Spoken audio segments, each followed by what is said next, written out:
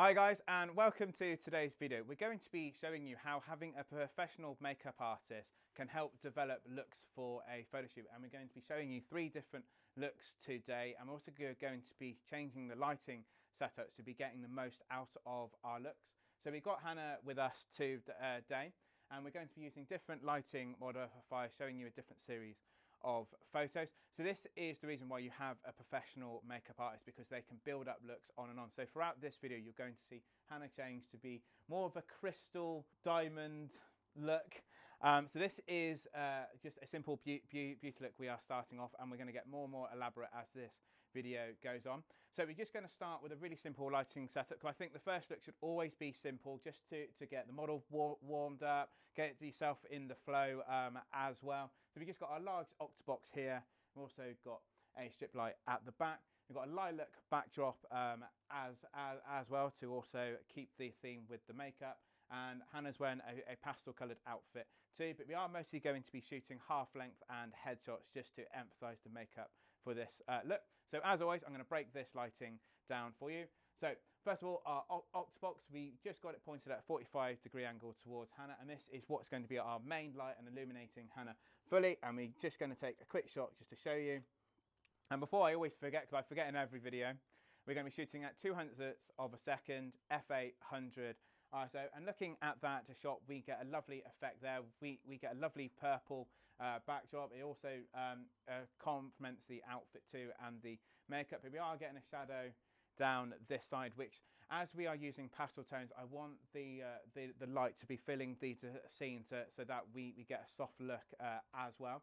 So I'm going to try with a strip light first, probably be on 1 stop lower than our main light, just to soften the shadow but not remove it. So if I just turn this on very, very quickly, and we just take another photo now. We're just going to see how that goes.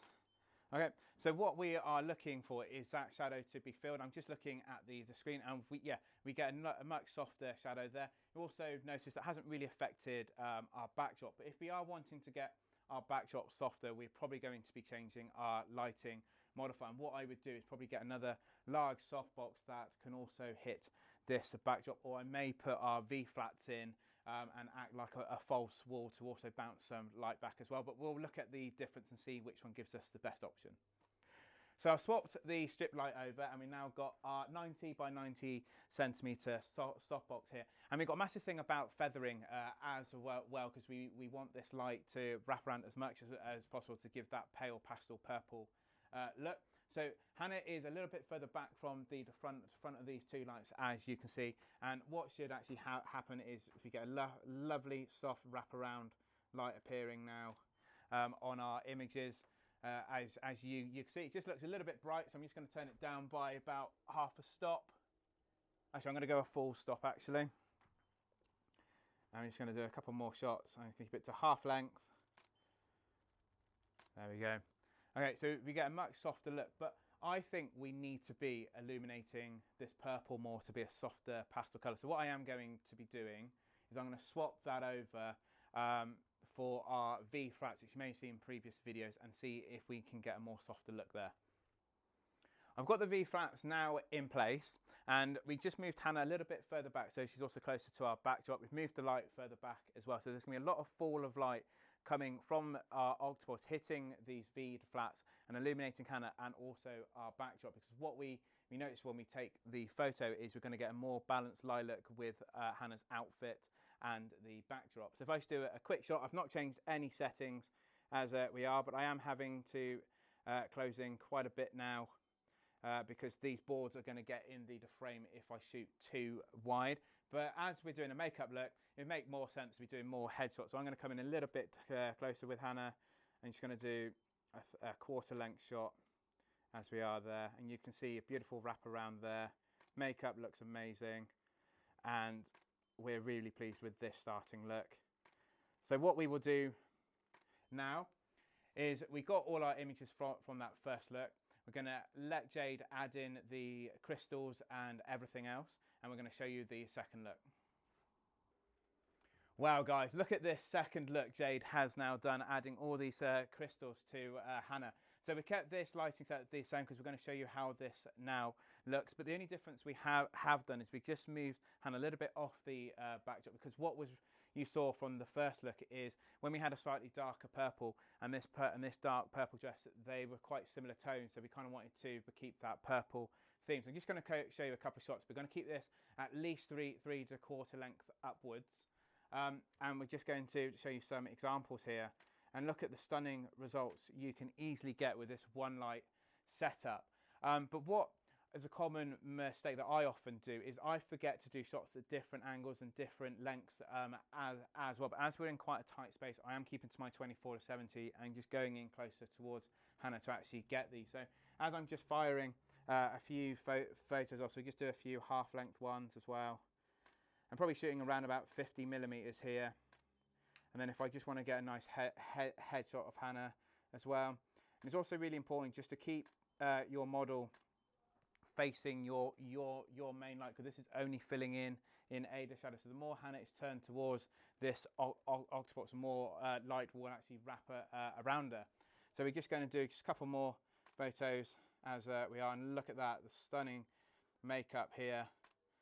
Jay's done an absolutely incredible job. And if you do start getting hands in, don't be afraid to go back to half length as well. So what we are going to do next, because there's so many different color tones here, and this is very, very soft lighting, we want to see what it's going to be like with hard light. So what we're going to do, we're going to swap this over for a beauty dish, and we're going to go in to do a hard light beauty setup for you to actually show you what else you can achieve. We now have our second lighting setup for you, and it's probably going to look very, very familiar because I absolutely love clamshell lighting, but we're going to do it a little bit differently to how we've previously done it. Normally I've done it with an octobox or a softbox, but because we wanted to have a much harder light source, we've gone for one of our Molar beauty dishes because it focuses the light a lot more, so it gives us a lot more contrast of colour and shadow with the makeup, so it's really going to make these crystals pop off. We have got a reflector underneath, which is just going to illuminate all the crystals underneath Hannah's neck as well. But what we're going to do, I'm going to show you it as it is. I'm going to take the reflector away, and then you can see the difference of why it is there. And I haven't changed camera settings at all.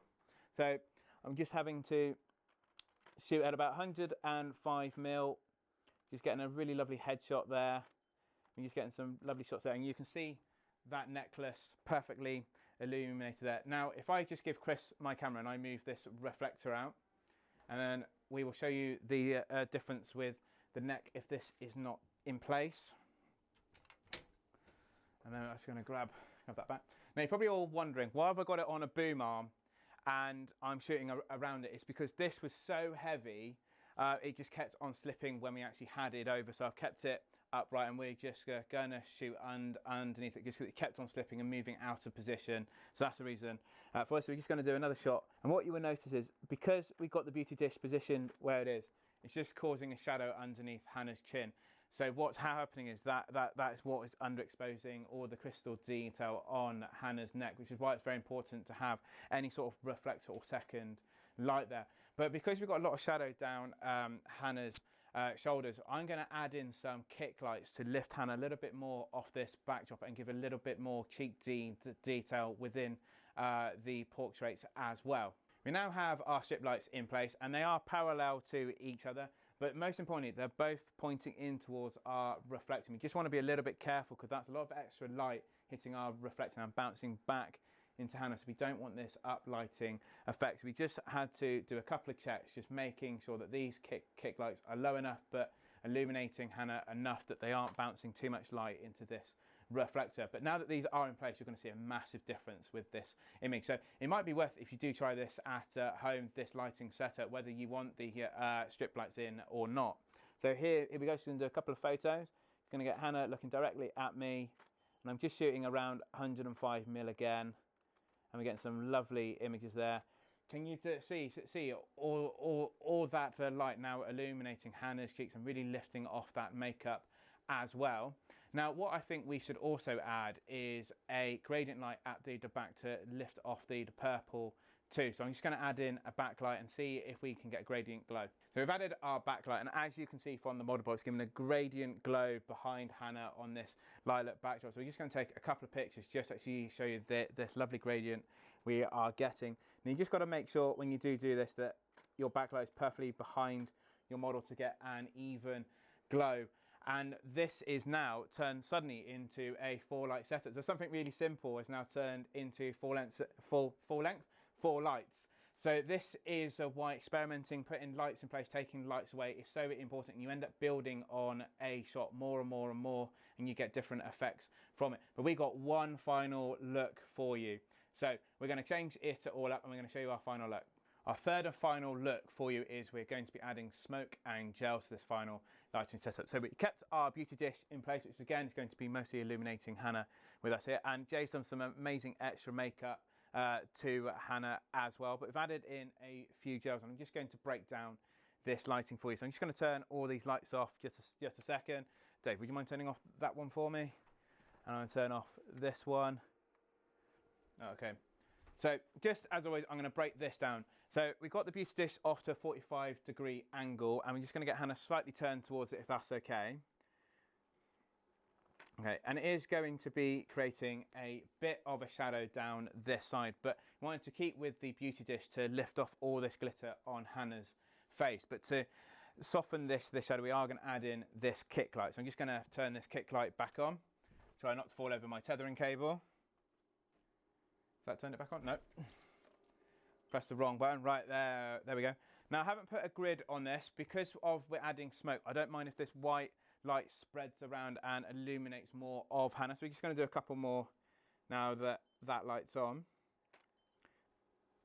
There we go.